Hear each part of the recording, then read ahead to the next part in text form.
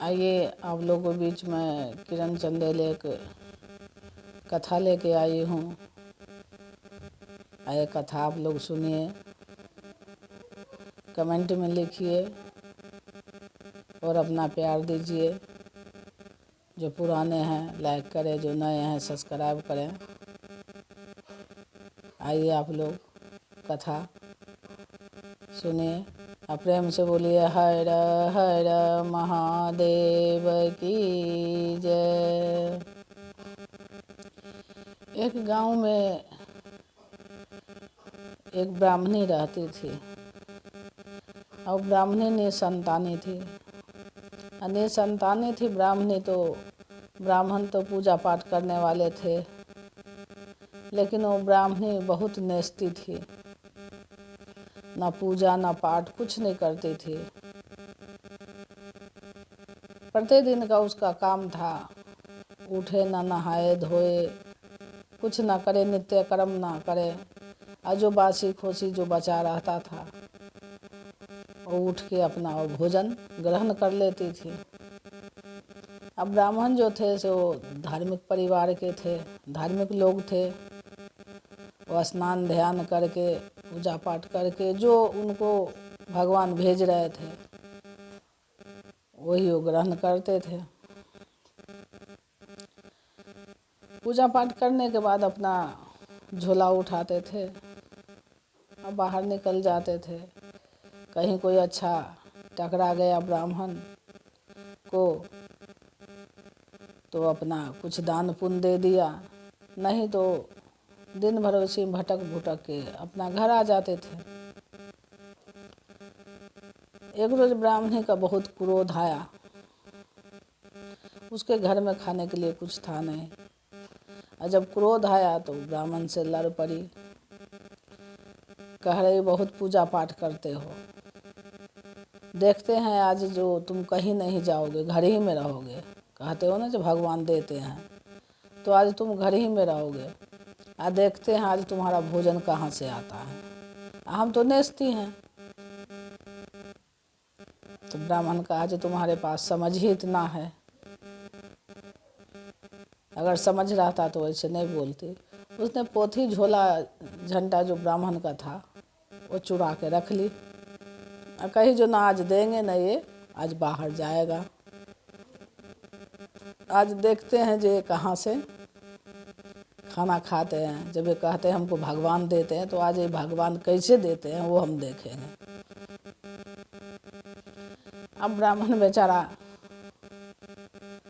Late गया। क्यों, जो तिरिया का हट बहुत हट होता है। जो अब इससे मैं बोलूं तो ये लड़ाई करेगी, झोला झंटा दे ही नहीं रही है, तो हम किस यजमान के पास जाएं। वो सो गया तो भगवान उसके चिंतन को देखे, हमारे महादेव चिंतन को देखे। जब ब्राह्मण बहुत दुखी है, चिंतन में है। अब बहुत लड़ी ब्राह्मणी, कहीं बहुत पूजगरी है। ब्राह्मण को कह रही है जो बहुत तुम पूजगरी हो, तो आज तो भगवान खाना देगा ही। इतना जब पूजगरी हो तो नहीं संतानी क्यों हो, भगवान संतान क्यों नहीं दे रहे हैं तुमको। बहुत बात कही। और वो चिंतन करके ब्राह्मण अपना चरपाई पे लेटा हुआ है। अब कहे तो किसको कहे, चिंतन कर रहा है वो। चिंतन करते करते ब्राह्मण का आँख झपक गया तो एक साधु के रूप में हमारे महादेव आए। आके खड़े हुए ब्राह्मण के पास। कहे वो साधु जो बच्चा क्यों इतना दुखित हो रखे हो, क्यों लेटे हुए हो बेखाए पिए। कुछ घर में खाना है तो हमें खिला दो, एक लोटा जल पिला दो। तो दुखी तो थे ही वो ब्राह्मण। बहुत प्यार से बाबा को बैठाए और कहे बाबा हमारे घर में खाने के लिए तो नहीं है, लेकिन एक लोटा जल हम आपको पिला सकते हैं। हमारे देवों का देव महादेव कहे जो कोई नहीं, तुम एक लोटा जल ही पिला दो हमको अपने हाथ से। आंगन में गया ब्राह्मण, अपनी पत्नी से कहा जो लोटा मांझ के एक लोटा पानी दे दे। है जाओ तुम साधु संत के पानी पिलाने जा रहे हो, अपने आप ले लो ना। बेचारा ब्राह्मण लोटा को धोया धाया, एक लोटा पानी पवित्र से लेके आया और बाबा को पिलाया। बाबा पूरे लोटे का जल पी लिए। पीने के बाद कहे जो बच्चा, तुमने मेरे हृदय को बहुत ठंडा कर दिया, मांगो क्या मांग रहे हो। तो ब्राह्मण ने कहे जो बाबा ये तो पानी पिलाए, हम आपको भोजन भी ग्रहण नहीं करवाए, क्या मांगे हम आपसे। हम किस स्थिति में है आप देख ही रहे हो, क्या मांगे हम आपसे। बाबा कहे जो नहीं मांगो, कुछ मांगो। तो कहे जो हमारी घरवाली देख रहे हैं लड़ाई कर रहा, मेरे को खाने का व्यवस्था नहीं है, मैं नहीं संतान हूँ, अब मैं ये बात कहूँ तो किससे कहूँ। बाबा कहे बस इतना ही सा बात। तो हाँ बाबा। बाबा अपने झोली में से विभूति निकाले, ब्राह्मण को दिए और कहे जाओ ये विभूति तुम अपने घर में चारों कोना छिड़क देना, और थोड़ा सा विभूति वो पगली ब्राह्मण को खिला दो, और ना खाए तो कहे किसी तरीक़ा से खिला देना उसको, पानी में जैसे खिला देना, वो गर्भवती रह जाएगी।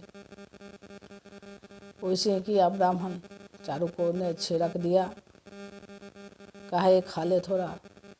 तो कही हम तुम ही खाओ, हम बाबा ताबा को नहीं मानते हैं, खाओ तुम ही। वो बहाना से पानी में घोल दिया, जिस बाल्टी में पानी रखा था उसमें घोल दिया, जब पिएगी तो जरूर।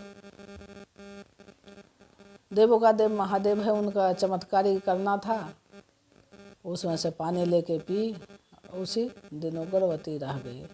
गर्भवती रह गई, 9 महीना बाद बहुत सुंदर वरदान दिए हुए कन्या रूपी पैदा ली। जिस तरीक़ा से चंद्रमा बढ़ रहा था उसी तरीक़ा से लड़की बढ़ रही थी।